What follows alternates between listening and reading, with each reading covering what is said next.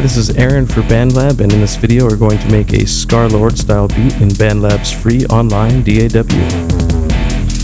You can open this project yourself with the link in the video description, and if you find this guide useful, please hit the subscribe button and the notification bell to be the first to know when new videos drop.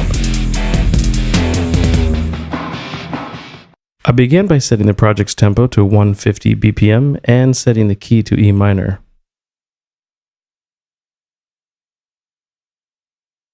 Typically, I might begin a project with the chord progression or beat, but this time I'm going to start with the bass line because a big part of Scarlxrd's sound is the distorted bass, and I want to get that right before I start adding other elements. I create a virtual instrument track and select the synth bass 808 saturated bass instrument. I begin by composing a simple 2-bar rhythm with E1 notes on the first beat of the first bar, the fourth beat of the first bar, the second beat of the second bar, and between the third and fourth beats of the second bar. I extend the MIDI clip to 8 bars in length by dragging the handle at the bottom right-hand corner. I then duplicate the notes out 3 times. You can duplicate MIDI notes and MIDI and audio clips in BandLab by holding Option on Mac or Alt on Windows and dragging them. I want a little switch up at the end of each 8-bar section, so I delete the last 2 beats and add 4 eighth notes an octave up, and the last one dropping to the major 7th.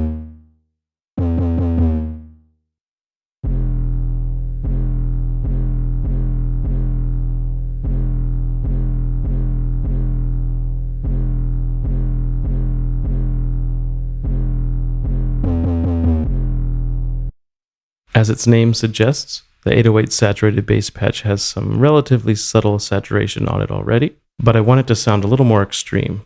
So I open up the effects panel and add the distortion BL driver effect. I turn the drive up to 5.6 to make the effect more intense. Setting the tone to maximum makes it brighter, then to rein in the volume level, I turn the volume knob down to 2.6.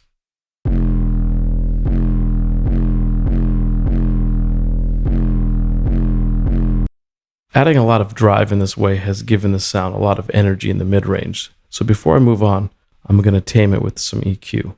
I add the tone EQ3M effect, and I turn the mid knob down to -3.8 dB. This smooths the sound out a little.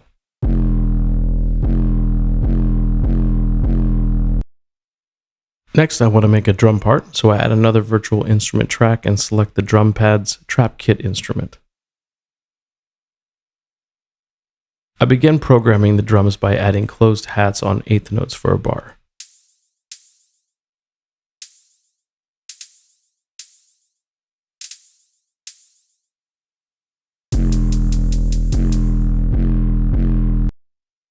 I then add a snare on the third beat and a kick on the first beat. I want the hats to roll before the snare, so in View I set the grid size to 30-second notes, delete the hat on the second beat, and replace it with 3 30-second note hats. I also replace the hat on the fourth beat with 2 16th note hats.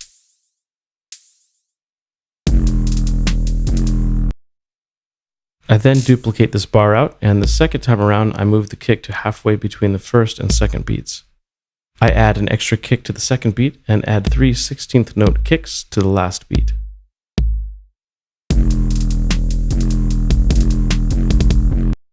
I then duplicate the drum clip out so that it plays for the whole of the 8-bar bassline clip.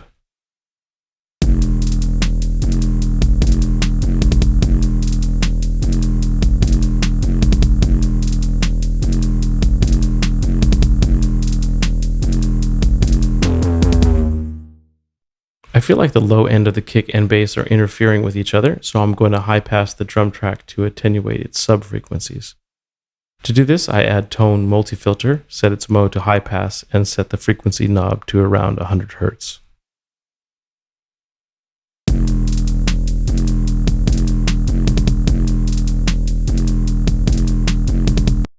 I want to make the drums sound rougher, so I add a BL driver and set the drive to 2.1. the tone to maximum, and the volume to 3.4.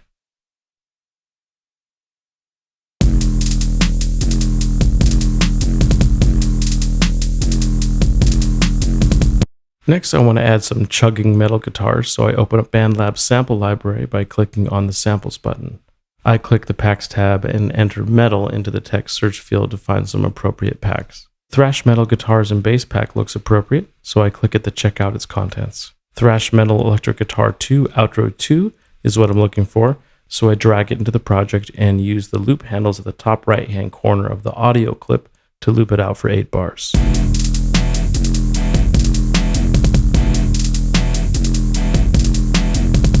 I want this to sound a little bit brighter, so I add a tone graphic EQ effect and boost the 1.6 kHz and 3.2 kHz bands by 4 dB. I also raise the level of the track to plus 1.5 dB.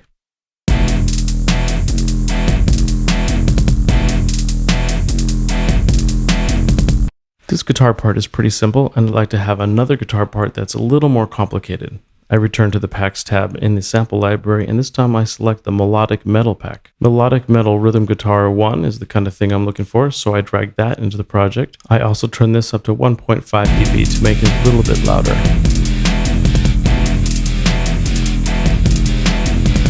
This time I want to make its low end a little lighter, so I add a tone multi-filter effect. I set this to low shelf mode, set the frequency to about 260 Hz, and set the gain to negative 8.7 dB.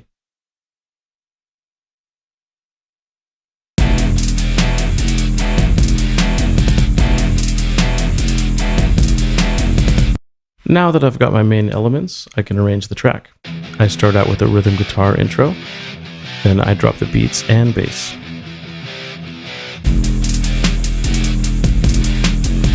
Then I switch to the chugging guitar. Then both guitars play at once.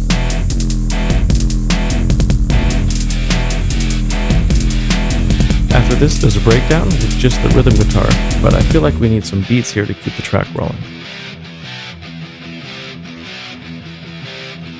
This time I investigate the industrial metal pack and drag the throbbing drum pattern 1 into the project.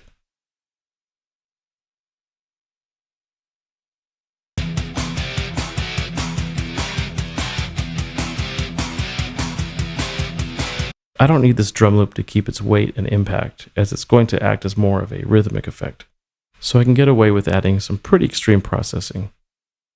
First, I add a reverb space maker with the mix turned up to 42% to make it sound more roomy.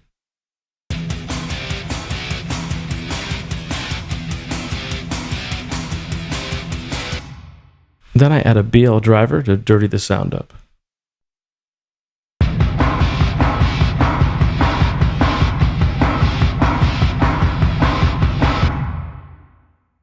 Next, I add a multi-filter in high-pass mode with a frequency of around 230 Hz to cut out the lows.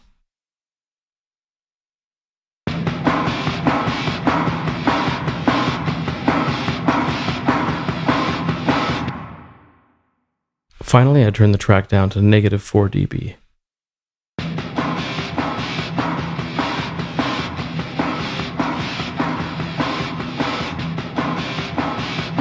When the track drops into the breakdown, it goes just to the drums and bass.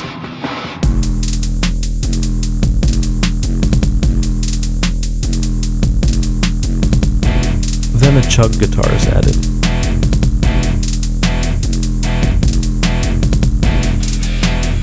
For the last section, the rhythm guitar is added as well. Remember, you can fork this project and make your own version of it using the link in the video description. Have fun!